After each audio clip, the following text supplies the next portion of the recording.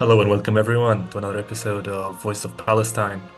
For webcast 9, we will have Aziz Afifi, but let me recap what we had in the previous webcast.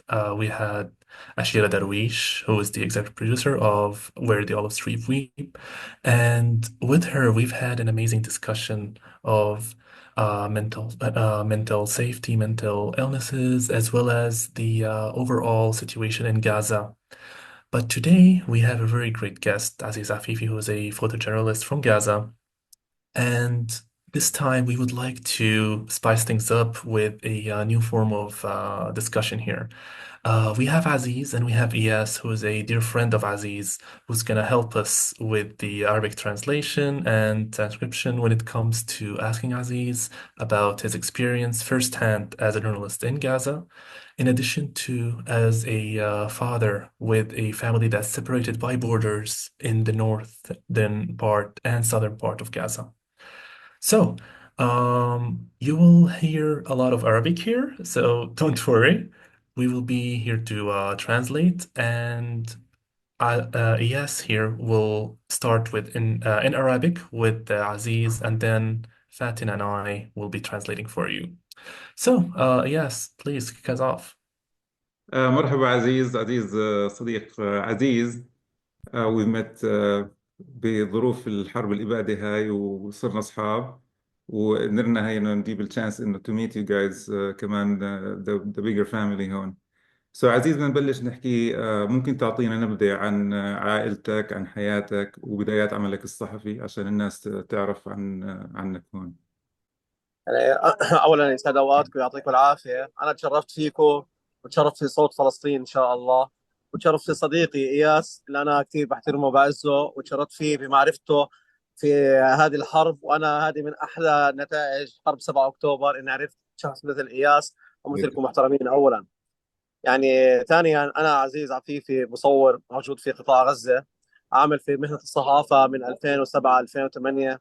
عايشت حروب كثيرة ومن ضمنها أول حرب كانت حرب 2008 2009، يعني كانت هي بمثابة التجربة الأولى اللي في هذا العمل الصحفي. Thank you, Aziz. So yes, here asked Aziz about his experience and overall introduction. So Aziz is a photojournalist from Gaza again.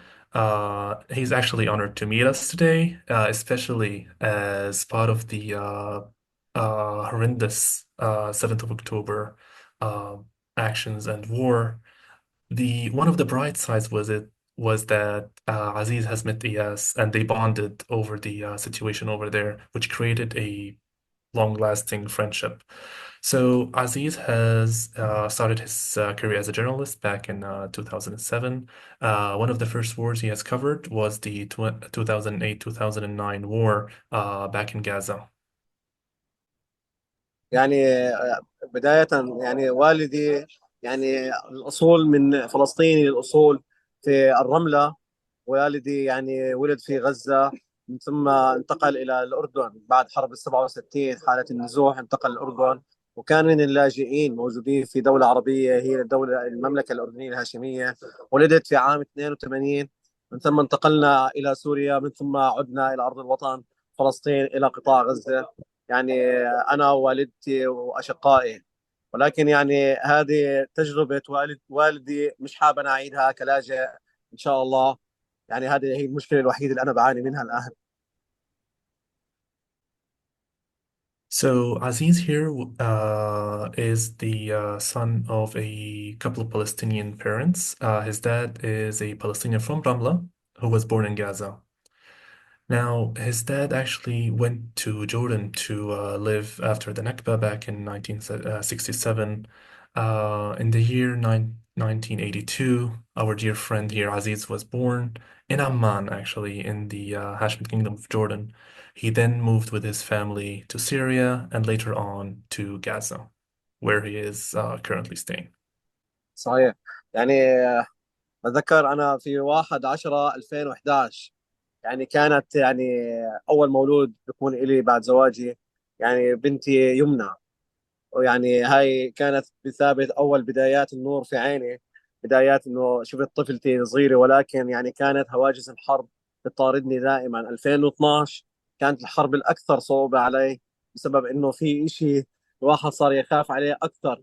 يعني يعني الولد أو الطفل أو اللي بخصه كان كثير يعني متخوف من هالحرب، بسبب إنه 2012 كانت قوية وصعبة، لأنها كانت أغلبها من الطيران الإسرائيلي، ما كان فيها على الأرض أي شيء. فكانت صعوبة كبيرة إلي، وكانت بمثابة تجربة تحدي، في ظل إنه كان عندي مولود لسه جديد إن شاء الله. الحمد لله. I just want Thank to add you. something to what he said before. One of the things that Aziz talked about in his last statement was that he doesn't want what happened to his dad to happen to him. You know, in terms of we're talking about just being displaced from Gaza, from what he considers home. Then he talked about how one of the things that he's realized that became very difficult is that in 2012, there was a huge war and there were a bunch of airstrikes, and there wasn't very much a land war, it was more airstrikes, and that's when he had a child, and that's what became so difficult to him, is experiencing fear, specifically because he had a child, and his concern over what might happen to his child due to these airstrikes. I don't know, Yazan, if you have anything else to add. يعني You've covered all. Thank you, Fatina. But معناته maybe one piece here is Aziz here referred to his daughter as the light of his eyes, which is an endearing term that we use for something that is very precious to us. And that really explains the pain that he had back in 2012 when all of these airstrikes are happening. And now he has another person well, actually, not just another person, another cause to stay there, his family and daughters.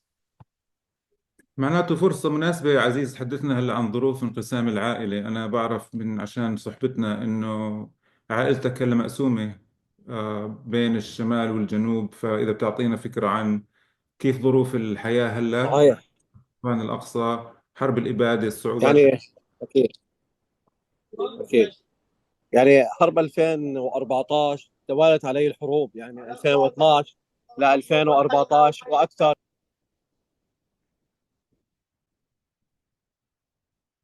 يعني ظروف حرب 2014 كانت متوالية علي. أنا اجاني يارا، ماهر، ماريا. الآن يعني بسبب هاي الحرب اللي كانت هي الأكثر صعوبة على الشعب الفلسطيني وعلي خاصة، انقسام العائلة ما بين الشمال وما بين الجنوب، يعني تمكنت إخراج بناتي التنتين يمنى ويارا إلى المنطقة الجنوبية رفح. بالتالي عدت إلى المنطقة الوسطى. بعد خروجي من قطاع غزة عدت، مكثت فترة طويلة في الوسطى في دير البلح. من ثم عدت قطاع غزة لأجلب ماهر وماريا من شمال قطاع غزة، من جباليا، المكان الأكثر سخونة.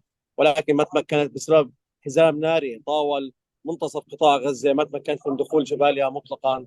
فاضطريت إلى العودة إلى المنطقة الوسطى، يعني وتركتهم وجه رب العالمين، وإن شاء الله هم بأمان رب العالمين إن شاء الله. أكيد دعوات المخلصين مثلكم والله إخوان.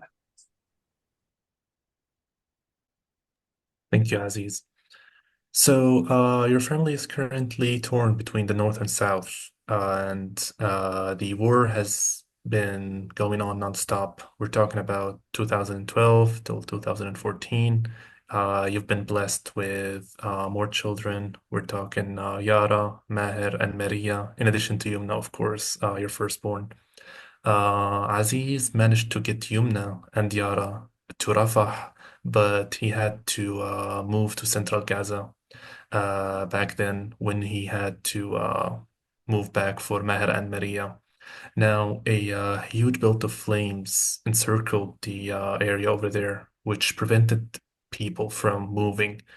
Um, Aziz has been one of the people, well, actually, few people who managed to capture that belt of flames due to the hardships and the exact danger of being in such proximity uh, to such fire. But later on, he managed to stay there in the central part of Gaza. and يعني عزيز هذا آه. إيه، تفضل. لا، كمان بدي احكي انه اكيد كنت تكمل، بس أكيد، انا بعرف أكيد، انك كمان عائلتك نزحت مرة تانية هلا من جباليا في أكيد. يعني الحرب. أنا جايك إن شاء الله بالحكي. يعني مجرد انقطاع العائلة هذا بأكبر مشكلة. يعني أنا بصعيد الشخصي كان مشكلة نفسية لي كبيرة، ولكن كان عندي حافز أكبر، هم الناس وهم قطاع غزة، الناس والمعاناة اللي أنا بشوفها بعيني، اللي عايشتها في ظل النزوح من مكان لمكان.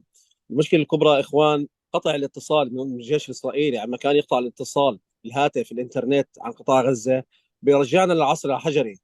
ما تمكنت في كثير من الاوقات وانا في منطقه دير البلح، وكان ما يمنى ويارا في رفح، انا بعيد عنهم، وماهر وماريا كانوا في جباليا في الشمال، وانا كنت في المنتصف. انقطاع الاتصال، انقطاع التواصل معهم كان بمثابه مصيبه كبرى الي. عادنا العصر الحجري، ولكن كان بمثابه حجر على صدري.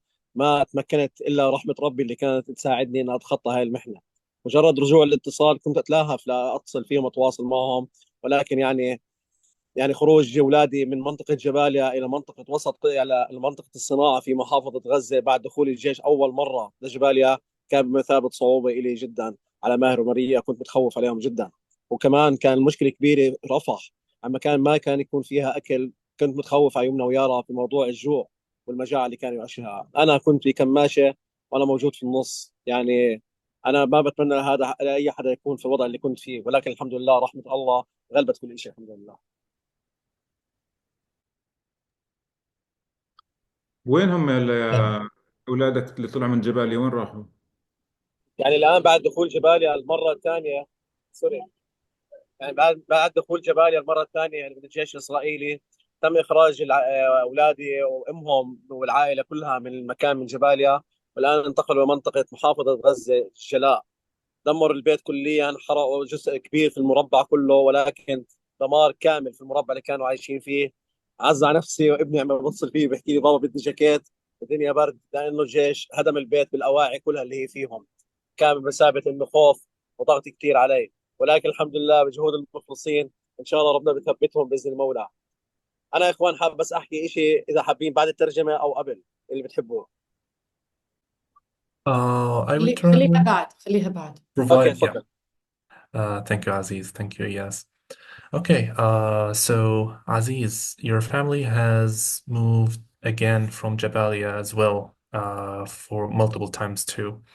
Now, being torn apart from your family was one of the main pains that you felt, in addition to the pain that people have been feeling around you due to moving from one place to another. So you particularly had nowhere to really call home, as you have always been on the run.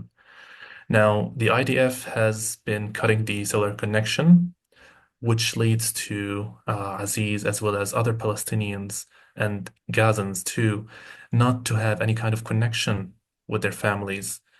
In Aziz's case, him being in the central part and his family being in the northern part created a pain in his heart, and even called it felt like the Stone Age, where I have no way of communicating or even connecting with my family. Now, in between the periods of no contact, Aziz has been worried sick about his family as well as children. Now, the IDF moved to Jabalia again, where his family was forced to evacuate and move to Al Jala. That was only after the IDF has bombed and crushed almost everything down to rubbles in the place where they have been living earlier. And I just want to add one more thing in terms of what he was saying, like just to give our audience a sense of the incredible suffering. He said, this is something that I wouldn't wish upon anyone. He wanted to add that, like to have that situation with his children and his family and the hunger and the complete lack of communication, to not be able to communicate with your loved ones when you're separated from your loved ones, and the starvation. Just really want to emphasize him saying that, you know, this is something that he wouldn't wish upon any human.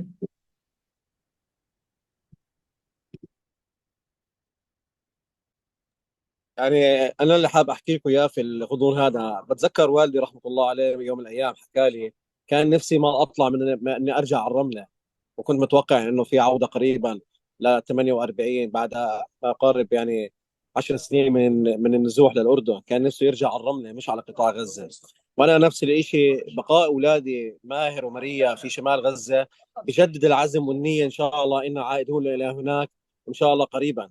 فهذا هو المطلوب، بقائنا في الارض هو اكثر اولويه، انه كل العالم يعرف انه قطاع غزه مش مجرد ارقام، الشهداء اللي راحت مش مجرد ارقام، البيوت اللي تدمرت مش مجرد بس احجار، هي روح وهي احلام وهي كل التفاصيل اللي كنا عايشينها. لهيك بنتمنى ان شاء الله عودتنا قريبا لشمال غزه، وان شاء الله استرداد الحقوق هذا اهم واجبات العالم الانساني الحر، انه يتفهم انه هناك يعني حقوق للشعب الفلسطيني لازم ان شاء الله ياخذها باذن المولى عز وجل. هذا قناعتنا ان شاء الله.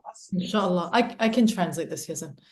So what he was saying is that one thing that is really he's reflecting a lot on is when his dad told him that after 1948, that one thing that he would have loved is to go back to Ramlah, not even Gaza, but to Ramlah. And this is something that he wishes for his children to be able to go back to the north. And this is something that he wants everyone to know, is that those that are in Gaza, what's happening in Gaza, this is not arqam, which means we are not just numbers, right? We've heard this. We are not just numbers. We're not just rocks. We're not just rubbles, that there's soul, right? And that this is a desire that they have, is that they want to go back to their homes and they want the world to know this. And so really emphasizing what we call the ruh, which is the soul, right? The soul, that there's that these are souls that are impacted, and what they want, all they want is to go home. فاتن، بتحكي لك شغله انت كمان في ترانسليت. الناس مش متخيله الجرافيتي، الليفل، انه what we're facing is existential. يعني إشي way more than حتى even like الناس بيحكوها حرب إبادة. We're talking about ethnic cleansing, like complete. This is the plan. So it's important إنه to help الناس اللي زي عزيز، مش بس for their survival, for our own كمان self. إحنا كمان لأنه بدنا نرجع.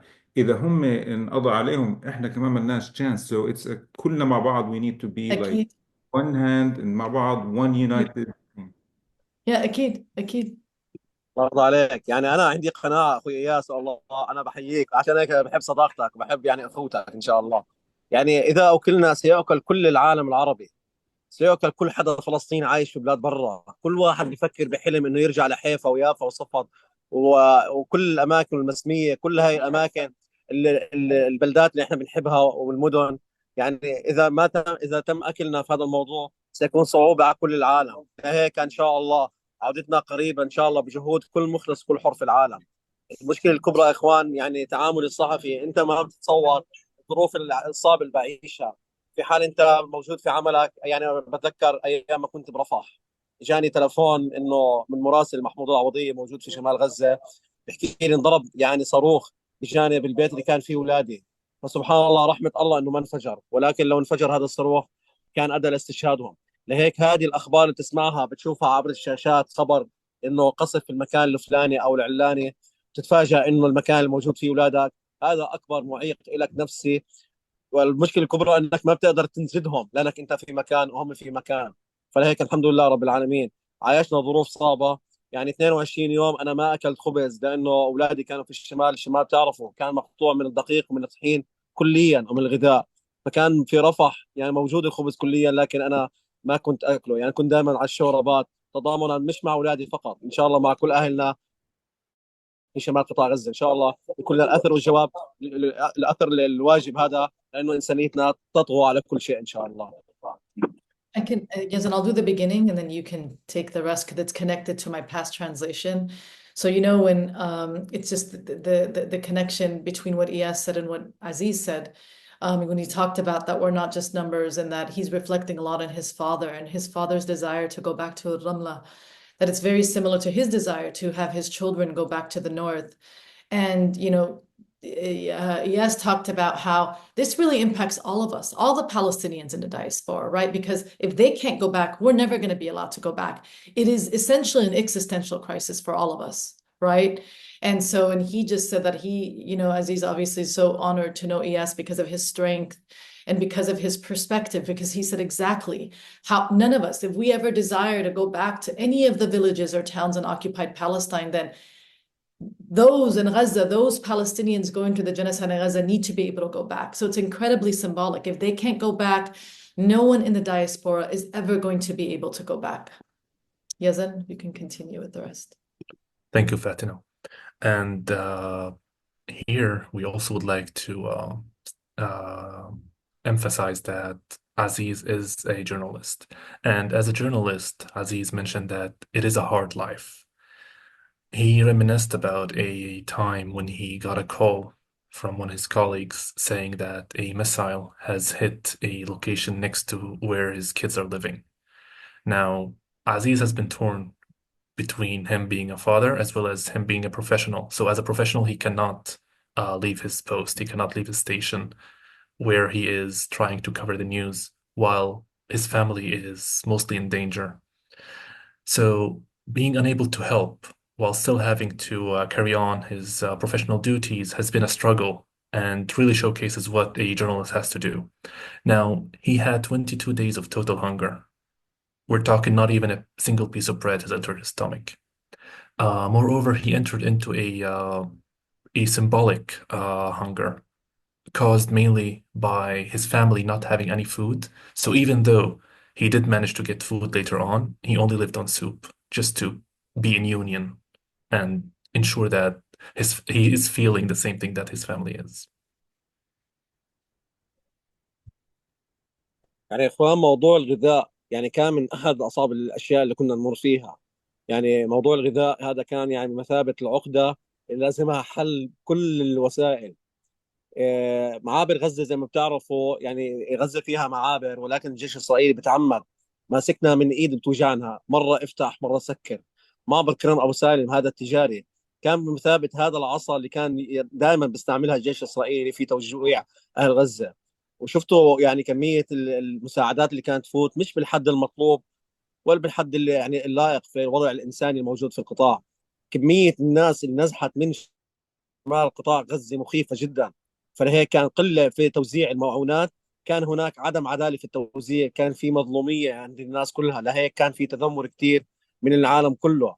المساعدات اللي اجتنا عبر الطائرات هذه كانت بمثابة مذلة لشعبنا، تسقط الصناديق على رؤوس الناس عشان تلحقها وتجيب أكل. شفتوا أكيد فيديوهات كثيرة.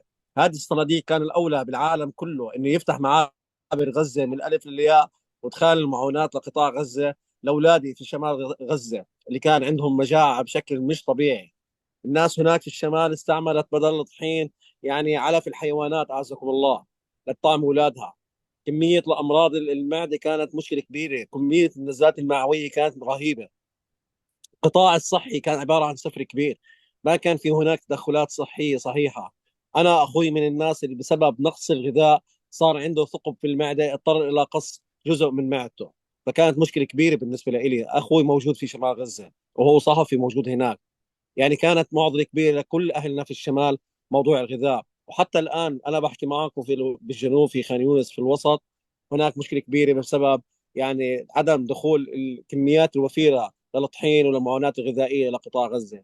احنا في مجاعة، والإسرائيلي بحاربنا بالطيران وبالقصف وبالقتل وبالموت، وكمان بحاربنا بلقمة عيش أولادنا. هذه لازم حقيقة كل الناس تعرفها. Thank you, Aziz. So Aziz here is talking about a very crucial topic. It's food. It's not just a war using weapons, it's a war of attrition as well. The IDF controls all of the crossing and borders when it comes to Gaza. Aziz has mentioned a specific crossing, which is Abu Salam. Now, the IDF itself limits what gets in there to the point that people have nothing to eat. And if they do allow anything to enter, it's not enough. And he sees it as something more of a an agony because it's never enough, and people would start fighting over that and not even finding what they need.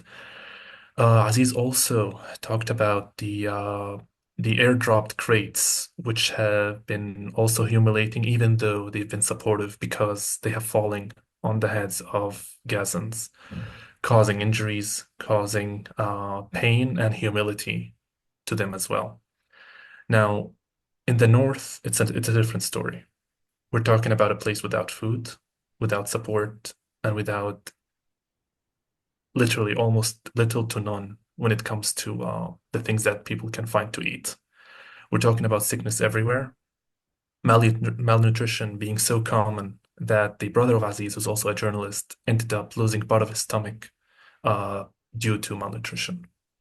Now, the lack of flour and food, in addition to the basic necessities of life, cause people to revert back to anything that they can find, even the animal feed, to create a piece of bread which their kids would be able to eat. It's kind of like, yes, and now it's been said that what's happening in the north of Gaza is an intensified genocide within a genocide. Correct. Because at the end, Yeah. it's a military zone like no other. Yeah. So Aziz, في شغلات أنا عرفتها بس عشان أنا كثير صحبتنا أنا وياك ومع تفضل. أسامة دحدوح ومكائيل كل الشباب. في شغلات بعرف عن حياتكم، كيف بتناموا، بس إذا أنا بعتقد أغلب الناس ما بتعرف وين بتنام، كيف تشتغل شغلك، ما فيش كهرباء، ما فيش مي، ما فيش يعني إنترنت، خبر الناس كيف يعني بتمارس. هذه المعضله. يعني شوف اخوي ياسر، كل العالم تعرف احنا كصحفيين عباره عن جنود على الارض، نتعامل مثل العسكري حياتنا. ما بتصدقوا بنقعد، يعني احنا بدايات الحرب وكل حرب نقعد في الايام ما في نوم. يعني بدايات الحرب كان اول 15 يوم ما كان في عين غمض. اذا اختلست من ال 24 ساعه ساعه انت بتكون محظوظ كثير جدا. وكمان يعني موضوع الاكل كان صعب كبير، لانه كل مطاعم غزه، كل محلات غزه، البقاله، انت عارفين المواد الغذائيه سريعا بتسحب من السوق بسبب اغلاق المعابر. فكان عندنا معضله في الغذاء، في النوم. يعني حتى بحمامنا، يعني انا على الصعيد الشخصي اكيد تضحكوا كثير علي، يسمونا 12 يوم بلا حمام. اخر شيء تمكنت من مي بارده، يعني كانت بمثابه يعني كثير. انا ممنون لها هذا الحمام السريع اللي اخذته. معضله كبيره حتى يعني تموينك، في اكلك، في شربك، في نومك، يعني كل امورك فيها خربطه. تنام على البلاط. يعني انا يوم من الايام نمت في الدرع في الشارع، غفيت 10 دقائق، كان يعني مثابه فرصه لي، كان هدوء ومكان مستقل انام فيه، اتمكن بس من اعمل بلاك بالانس لعيني من هالسواد اللي شفناه بهذه الحرب. هذه الحرب اتت على كل شيء حياتنا. يعني انت كأب وكصحفي وكواجب كمان وطني وانساني، اما تشوف كميه الشهداء انت نفسيتك يعني بتنهار. عم تسأل على فلان شو اخباره، يقول لك والله اخوه استشهد. عم تعرف تشوف ام بالمستشفى من الناس اللي تعرفهم او جيرانك، ايش في يمه تقول لك ابني راح، ابني مش عارف وينه. كثير قابلنا من العائلات اللي سابت اولادها ونسيتهم وما عرفتهم. يعني احنا كصحفيين عباره عن جسم بلا روح. من هذه الحرب اللي شفناها، انا على نطاقي الشخصي بعاني من حاله من نفسيه، حاله عدم توازن بالاختيارات. الا في اختيار واحد ما بين اني اعيش او اكون اولادي عايشين. هذا الاختيار الوحيد اللي ما بقدر اسيبه او اتنازل عنه. الاختيارات الباقيه انا في حاله عدم توازن منها بسبب هذا الحال اللي انا بعيشها. قله النوم، قله الغذاء، قله الهدوء والاعصاب. وعارفين التركيز بيكون كثير مع شغل الواحد، ولكن هذا افتقدناه احنا كصحفيين. كثير من زملات الصحفيين مفتقدينه، خصوصا لما تسمع انه زميلك الصحفي استشهد. هذه ثابت انه صحيح فخر وعزه لنا، وعارفين انه ان شاء الله هو في الجنه. ولكن يعني هي بمثابه خوف منا احنا يعني بنتوقع حال احنا بعد ثانيه من اللي بحكيكم فيها ممكن يصير استهداف للخيمه اللي بتقيني. هي بتقيني بس عباره عن جلد وشرايط، اما اكثر من هيك ما في امان. غزه بلا امان مطلقا، مش لانك صحفيين، لكل العالم، لكل حدا بتواجه على هذه الارض. هذه هي المشكله الكبيره احنا بنعيشها. We'll start off with the question really quickly, and then Yazan, you can go into the response and I can finish it. So one of the things that he asked is, it's his friend, he knows him, but one thing that, he wonders about is like, how do you live? He asked him, how do you sleep? How do you do your work when there's obviously a lack of access to, stable communication, when there's electricity is cut out. So Yasser replies and talks a little bit about how journalists sleep, live, اوكي I am with you. تمام. um, live, or even try to maintain their life while there are no stable facilities or nothing around them. Now, as journalists, they are amidst the chaos and the killing, as well as the bombardment of the IDF, as well as everything that's happening when it comes to the life in Gaza. Sometimes he had to only take cover by sleeping on the ground, sleeping in the street, just taking 10 minutes to rest those worry eyes from everything that they've seen, the chaos, the murder, the bombardment, as well as the fear that's always looking like it's gonna get you next. Another piece of struggle was finding water. So just the fact that you can barely find anything to drink, you need to maintain your hygiene. People have gone up to 12 days without finding any kind of facilities to even take a shower. And when they do, it's just a ice cold water, which can barely do much to your body, then maybe even to get you more sick. Now, with that journalist shield, that has been one of the only pieces which Aziz has found just to take cover from the cold and to just sleep on the ground with it, which is something that many journalists would have to do, as they're not in their cars, they're on the ground, they're on the field, just trying to capture the things as is for others to see. A very personal and a moment of connection here. Whenever you ask about your old friend, your colleague, your family member, how are they? Where have they been? You might hear the response that they're no longer here. They're only martyrs right now. Knowing that and hearing that has been something soul crushing, especially in the case of Aziz, where we're talking about colleagues, so that the journalists themselves are not even safe. So the lack of sleep, stress, and the death rate among journalists, these things have caused more fear where they do not even know if they'll be alive to cover the next event or not. Gaza is not safe. It's a war zone, and it's always been. And I just want to add, I know we just lost connection with Aziz, but he'll hop back on right now. One thing that he did say also towards the end, he talked about choice, decision. And he said, the only choice he has right now is to keep his family alive, his children alive, and himself alive. Those are the choices he's left with. And so it just tells you, honestly, it's hard not to feel sense of incredible shame, I think, because we live in so much privilege here. And the fact that like the privilege that we live in is so immense. And we cannot forget for one moment that it's been over a year that Palestinians, and you're hearing this from a photojournalist, what they've been enduring, which is absolutely incredible suffering.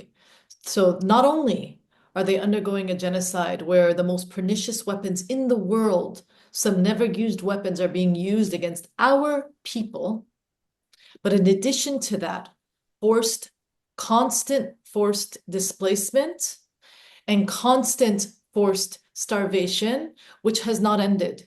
Even before the genocide, not sufficient food was not getting into Gaza. I'm talking about pre-October 7th. So you can imagine the situation now after October 7th. The fact that we live in a world where people are forced to feed off of animal feed, which made them sick. If this does not motivate you, inspire you to act and speak up, I really don't know what else will. Shukran, Aziz. I'm glad you're back. Alhamdulillah. عندك connection هلا عزيز؟ الحمد لا لله. تمام ان شاء الله. يعني حاب اطلع من الصورة السوداوية لقطاع غزة، وحاب احكي لكم عن قطاع غزة قبل 7 اكتوبر. يعني هذا الامتداد الساحل اللي بتشوفوه، البحر الابيض المتوسط، ساحل قطاع غزة، هذا المكان الساحر الرائع جدا اللي انا شخصيا ساكن فيه في منطقة المينا. هاي المنطقة عبارة عن يعني مكان مكتظ بالصالات، بالمطاعم، في الحياة الرهيبة في قطاع غزة. غزة يعني في عندها كثير أماكن بتجنن وكثير ساحرة، وأهم إشي فيها يعني هالبحر اللي بتشوفوه دائما عبر الصور، ان شاء الله بتيجوا وتاكلوا من سمك غزة. غزة السمك فيها، المقلوبة فيها، المسخن فيها، الحمص، الفلافل. يعني مقية. قطاع غزة في الموضوع الأكلات الشعبية والأكلات اللي حلوة. يعني كثير أكيد إن شاء الله بتسمعوا عنها وبتجربوها عندنا. هذا أولا. الأماكن الأثرية في قطاع غزة، يعني غزة فيها سوق الزاوية، هو أقدم سوق يعني يعرف يعني من زمان. هذا السوق يعني عبارة عن كل شيء فيه، ولكن هذا السوق اللي بيعتبر رمز لقطاع غزة. جامع العمري اللي تم تدميره من الجيش الإسرائيلي، هذا الجامع يعني من أكثر الأماكن يعني تاريخية.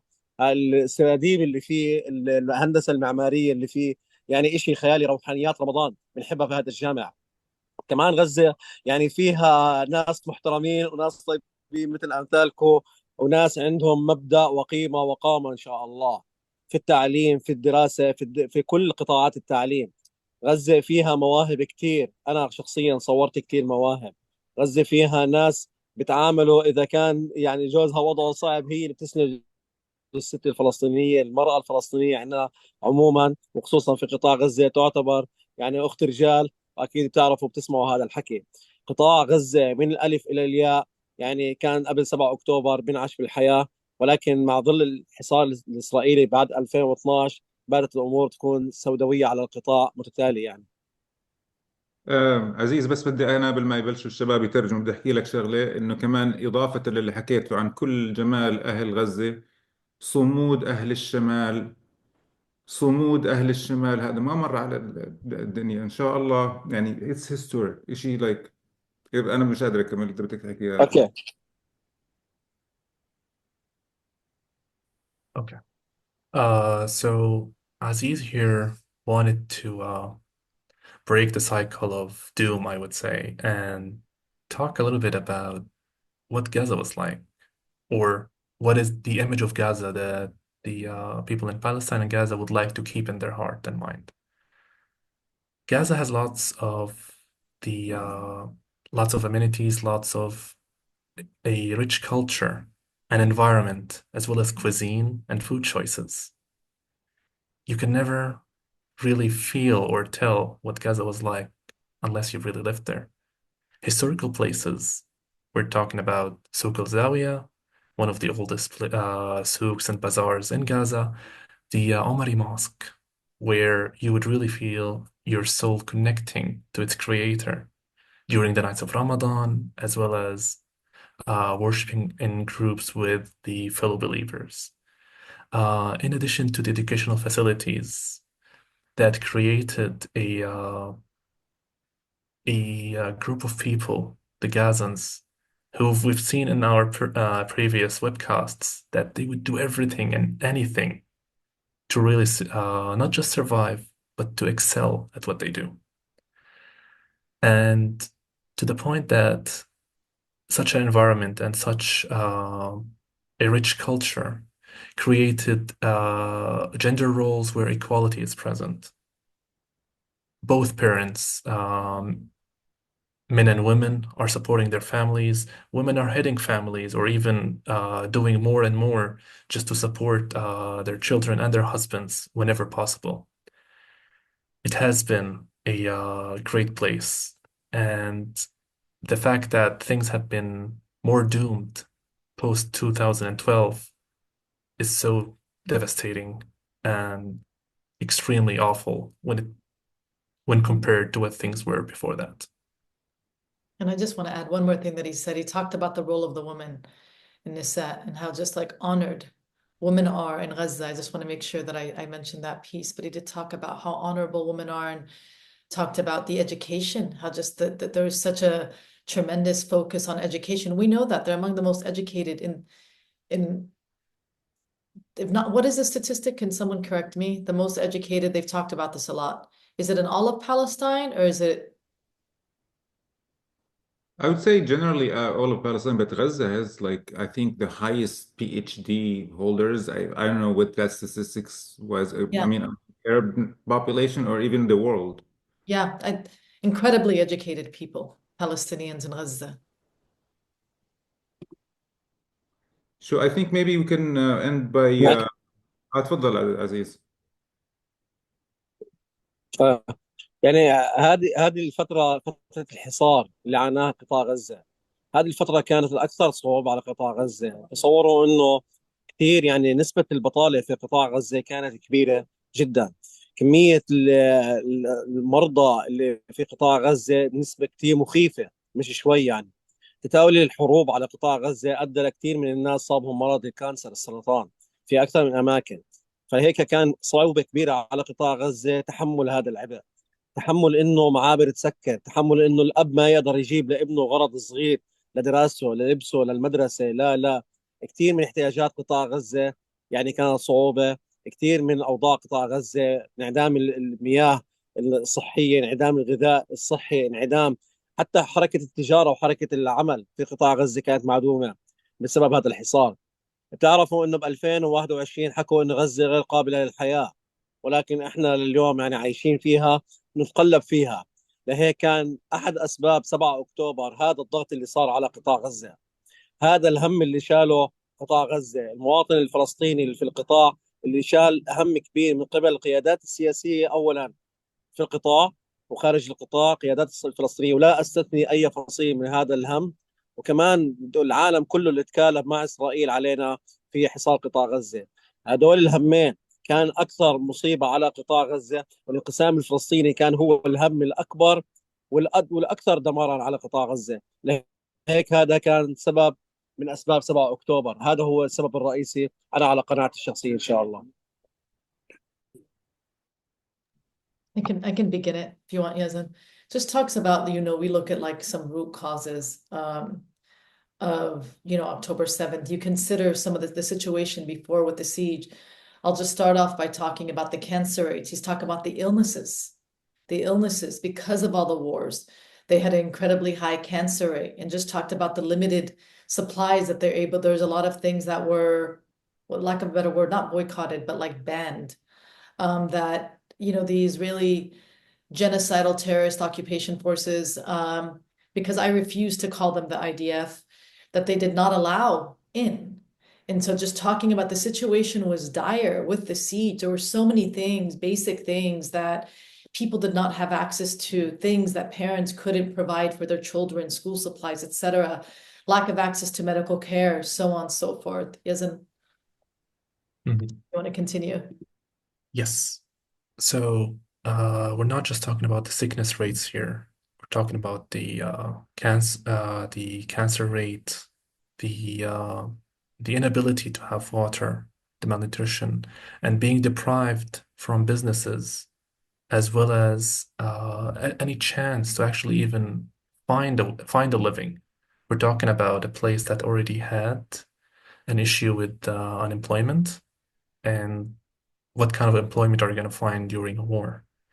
Now, Aziz also mentions that there is something that he would also never forgive or forget, the Palestinian political divide, as well as the lack of global support and recognition to what's happening in Gaza, which leads to Gazans really feeling like they're about to give up on the life that they have been striving for at the moment.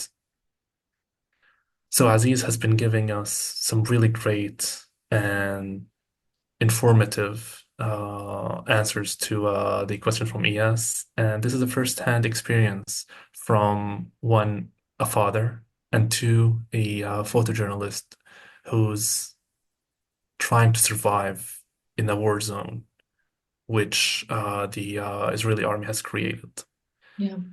And if I could just add one more thing, like something that he touched on in the end, like if you consider the situation of occupied Palestine, right? Gaza, and I want to call them Palestinians in Gaza. I want to make sure that we call them that only because, not you, Yazan, but other people use the word Gazans as a way of segregating Gazans from Palestinians. And we want to make sure that we're very mindful of that, because we can call one another that, right? But we want to be mindful when, in terms of our audience, we always want to say Palestinians in Gaza, because of the West mainstream media, when they use the word Gazans, it's as a way to segregate. It's a way to make it seem like, oh, this is happening to like this separate group from Palestinians. I mean, that's why it's used. So I just want to say that I just want to be mindful of using the word Palestinians, Palestiniya, fi Gaza, versus Ghazawi, or, Um, we're really talking about like if you consider the situation in Palestine, the West Bank is suffering, but Gaza has suffered the most. And one thing that we've talked about is if Gaza goes, the West Bank, الضفة الغربية, is out because they don't have the sumud, the and not because those in the West Bank don't have sumud. That's not what I'm saying, but it's just that we're geographically separated by checkpoints, right? So it's going to be harder. It's going to be easier, excuse me, for the Israeli genocidal terrorist occupation forces to take over the West Bank. So there's just a consideration that this is why Gaza has suffered so much. And they've really been able to resist because they've all, if you look at Gaza, even though it's small, they were all united, right? They're not separated by checkpoints. Now, the Israeli genocidal terrorist occupation forces are attempting to West separate. Bank, Gaza. I just want to add that piece that this is an important consideration for our audience. I completely agree with your analysis, Fatin. I mean, somebody like me who visit the West Bank, it's way like fragmented communities now rather than one contiguous piece of land that, they can resist as much as Gaza does. So all the respect and all the love to the people of Gaza. Do we have time? I mean, so maybe you can end We with do. maybe بدي عزيز وجه رسالة. بدي أنا كل مرة بنقول رسالة على العالم، بس إحنا بدنا هالمرة رسالتين، رسالة للفلسطينيين إحنا إلنا ورسالة للعالم. يعني رسالتي أنا يعني إن شاء الله تكون موجهة لكل العرب وكل المسلمين ولكل الفلسطينيين بالخصوص في كل أنحاء العالم في كل بقاع الأرض. أنا رسالتي لهم يعني تشبثوا بحلم غزة، تشبثوا بحلم كل فلسطين. 76 سنة من الاحتلال الإسرائيلي، كان هذا أطول احتلال في العالم. متى سينتهي هذا الاحتلال؟ أكيد إذا كان هناك تكاتف من كل الفلسطينيين في العالم كله في مواجهة إسرائيل في كل المحافل الدولية. بتشوفوهم بخافوا في كل العالم يطلعوا حرية. دائما هناك إنذارات، خبوا ديروا بالكم لا تسافروا لا تيجوا. لكن الفلسطيني الحر اللي عارف إنه له حق بيمشي بعين قوية في كل أنحاء العالم. لهيك بتمنى من كل الفلسطينيين حول العالم الراس دائما ظلها مرفوعة. هناك ناس موجودين في قطاع غزة، في الضفة الغربية، في ال 48. أكيد إحنا باقيين في هذا الوطن، مش حنطلع منه. أكيد نستناكم إن شاء الله لتعودوا وتعمروا معنا إيد بإيد قطاع غزة، وهذا شرف لنا. وأكيد أنتم أخوتنا. أنا على النطاق الشخصي عانيت من هذا الحصار، إني لحتى الآن لم أتملك يعني غرفة 3 بأربعة وأربعة وأربعة ملك إلي. ولكن حتى البيت الأجار استكتر علي الجيش الإسرائيلي ونزل البناية اللي كنت فيها. أحلامي في هذا البيت اللي أنا كنت عايش فيه أنا ووالدتي وأولادي يعني كله راح يعني بلاش ربع. فبالتالي حتى الآن إذا تم عودتنا إلى الشمال مش حيكون لي بيت، حيكون لي خيمة مثلي مثل باقي. هذه قصتي اللي بحكيها، قصتي تشابه كثير من أبناء قطاع غزة وكثير من أهالي فلسطين كليا. فلهيك وضع القطاع في حالة صعبة كبيرة في حال إنه لم تنتهي هذا الحرب. ولكن إن شاء الله عودتكم قريبة وعودتنا إن شاء الله أقرب للوطن. بدنا نعمر إيد بإيد. هذه رسالتي لكل الناس الموجودين في العالم من الفلسطينيين إن شاء الله. So, Aziz, Iyas has asked to provide a message, one to the Palestinians and two to those who are across the world. Now, the main message to Palestinians in the world would be to keep holding on to our hopes and dreams. It has been more than 65 years of occupation, but we should not be afraid. Don't be fooled by the people and governments trying to limit your voices, trying to make you not see what the things are that are happening are, in addition to why we are proud of what we do. Many of us in the 1948 lands, the West Bank, and Gaza are waiting for your return. We're here. We're trying our best to stay and defend our land until you join us, hand in hand, where we will build it brick by brick. For Aziz, he never owned a home. Even the closest that he got was a place he had to rent, which is now demolished, by the way. So he honestly has nothing to go back to, but a tent, which he'll have to actually build up from the ground up. But that will not stop him from going back. He's here for you as much as we are here for them. So we're here with you, Aziz, and we want to echo every word you have Yeah. for the whole world and for the Palestinians in the world as well. And I want to say And one thank you more for everything you do. Yeah, that's beautiful. Thank you, Yazan. Beautiful, beautiful translation. I want to add one more thing that he also said. He talked about, and this is very important, Palestinians. I'm looking at you, Palestinians in the diaspora. So that includes Palestinians in Europe, you name it, everywhere, all around the world, America, South America, in the Middle East, right? Egypt, Jordan, Syria, Lebanon. So this is to all Palestinians. He's saying, stand up and stand up with pride. That way, those Israelis that are all around the world, they know that we do not fear them and that our plan is to go back. And I will share a personal story. I recently had a hate crime committed against me by actually a neighbor for wearing the kufiya. And this person who committed this hate crime against me basically said that they committed this hate crime against me because I wear a kufiya around the neighborhood. And I basically looked at this person and I did confront them and I said, I really don't care. I will continue to wear the kufiya everywhere around the neighborhood, you name it. And this is very, very important that we stand up. And I think this is just real. I'm just trying to really capture the essence of what Aziz is saying. Our people in Gaza are suffering. They are undergoing one of the most horrific genocides in the history of mankind. They are being brutalized in every single way. The least that we can do as Palestinians in the diaspora is stand up with pride and look at the Israeli settlers in the eye and say, we will go back. We are not backing down. We're going to stand up tall. We're going to stand up with pride. And inshallah, because I want you to know, even though I was born in Puerto Rico, I was not even born. That is my plan, is to go back, not allow myself to get intimidated, inshallah.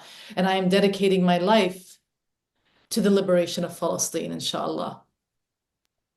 إن شاء الله. يعني Ameen. نهاية أنا حاب أحكي رسالة لكل العالم. بتمنى إن شاء الله كل الناس تسمعني ويكون هذا الصوت يعني واصل لكل العالم عبركم إن شاء الله، عبر الأحرار مثلكم. يعني رسالتي لكل العالم، الحرب الأوكرانية الروسية شفناها بعين ثانية، بعين غنية عن كل التعريف. يعني شفنا مساعدات عسكرية، أسلحة مدنية، نزوح بحالة محترمة للأوكران. العين الزرقاء صار يفرضوها عن العين السوداء، البياض عن السمار. هذا كان الاختلاف، هذا بيمثل يعني شرارة غير محترمة لكل الشعوب في العالم، لكل ضمير إنساني. شو الفرق ما بين الفلسطيني وما بين الأوكراني؟ شو الفرق ما بين كل الدول؟ ليش هيك بتعاملوا معنا بعين مش محترمة؟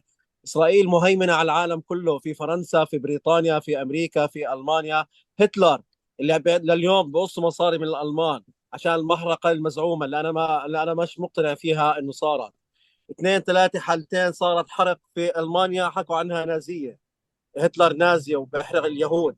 تعال شوفوا المجازر اللي عندنا، كمية ونوعية الأسلحة اللي حرقت أولادنا الصغار، استهداف المدنيين بطريقة مش محترمة، طريقة بشعة. هذا الدم الفلسطيني اللي نزل على إيد ناس يعني غاصبين محتلين، متى سيتم رد الحقوق لأصحابها؟ كمان السؤال بحب أطرحه على كل الشعب الإسرائيلي وبتمنى إن شاء الله يكونوا يسمعوني. ليش كمان تم قتل رابين بحال انه ابو عمار مد ايده للسلام؟ ليكون هناك يعني تفاهمات ما بينه وبين الجانب الاسرائيلي، ولكن يعني اسرائيل دائما متعوده على الدم والفاشيه والعنصريه اساس في حياتها، لهيك تم اغتيال رابين. ما بدهم يكون هناك في سلام لانه نفسهم روحهم من جوا ما بتحب السلام. لهيك انا بحكي لكل العالم، السلام واجب على كل انسان عنده ضمير ليحمي الاطفال المدنيين. هناك مقاومة وهذا حق، المقاومة حق مكفول لكل إنسان في العالم. كمان بدي أحكي، المقاومة مش بس سلاح، لو كانت سلاح كان كنا قطاعين طرق، ولكن بالفن، بالموسيقى، في التمثيل، في الغناء، في كل المحافل الدولية هناك فلسطيني عايش على أرض قطاع غزة، على أرض فلسطيني تاريخية بقاوم كرمال هذا الوطن. متى سنعطي الحق لأصحابه؟ هذا رسالتي للعالم ورسالتي للرئيس الجديد ترامب، إذا كان هو يعني حاب ينهي هذه الحرب. بتمنى يفهم هذه الرسالة، هذه الرسالة الأقوى لازم كل العالم يسمعها. I'll begin it, Yazan, and if you want to continue because it's just very dear to me. Just quick perspective. As you guys know, we're co-founders of Unmute Humanity, and one of the big things that we do is we combat Western media bias. And Aziz, of course, being a photojournalist, really touched on the difference in the world response when it came to the actual Ukrainian-Russian conflict and what they'd like to call conflict, Gaza-Israel conflict, but we all know it's not a conflict. We know that this is a genocide. That's being committed by the Israeli genocidal terrorist occupation forces. I'm the one that said IGTOF, by the way. Those are my words, not his words. But basically talking about the humanization, right, and all the support the Ukrainians got. And what he's saying, what's the difference between the Ukrainian children and the Palestinian children? And one thing that he touched on in the end, and I'll pass it on to you, Yazan, to fill in the gaps, is the resistance, right? We've talked about this on every single episode, I think, of Voice of Palestine. We talked about how Palestine has an international right to resist. And so that does include the armed resistance. But he also talked about, Aziz, how our resistance is also in our joy. And we see this. We see this when earlier in this webcast, when Aziz talked about all the various just the beauty of Gaza pre-October 7th, in spite of being under a very brutal siege, talked about all the beauty within Gaza and how that is a form of resistance. We cannot forget that, right? And that is why when we say Palestinians teach life, these are my words, not Aziz, by the way, I'm just adding my commentary here. We Palestinians teach life, especially those in Gaza. We honor those. They are our role models.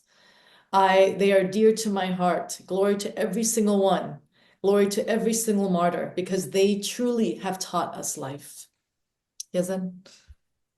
Indeed, Fatinah. Thank you. So Aziz, a little bit jokingly said, is it because of our brown and black eyes that we're not getting the support compared to those with blue eyes? Like, is that the only reason we're not getting the support, even the weapons to defend ourselves, unlike those in Ukraine and their war against Russia as well?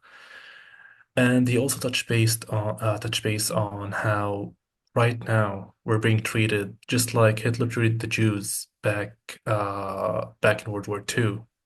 And is that something that the Jewish people would like to make other people relive? They're being paid reparations until now by the German leadership and the German country. But when it comes to the peace talks, he mentioned something which was very critical. Why was Rabin killed when Abu Ammar, who was the president back then, wanted peace? He mentioned that it was done because the Israelis do not believe in peace and do not want peace. And just to reiterate on the last piece of his discussion on the right to fight back.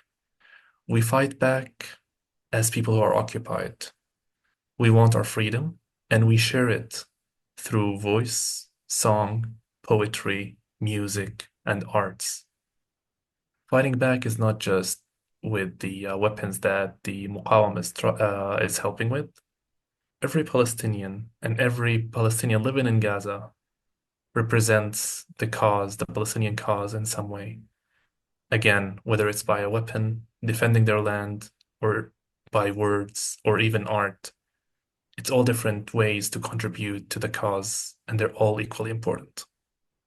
Absolutely. And I just want to add that earlier, Judaism is about Zionism, right? When he asked that question, it was about, do Zionists, is that what they want, right? Because we know that there are plenty of anti-Zionist Jews around the world that have been advocating against the genocide. This is really an issue of Zionism and them weaponizing anti-Semitism against anyone and everyone who attempts to advocate for a pre-Palestine and has advocated against this genocide. And just to close, our existence is resistance. So that's something that we have to keep in mind. Every single human in Gaza and in occupied Palestine, the smallest child, in fact, I would argue the little plant, any life, all life, every animal, every plant, as you see They deliberately have deprived Palestinians of water.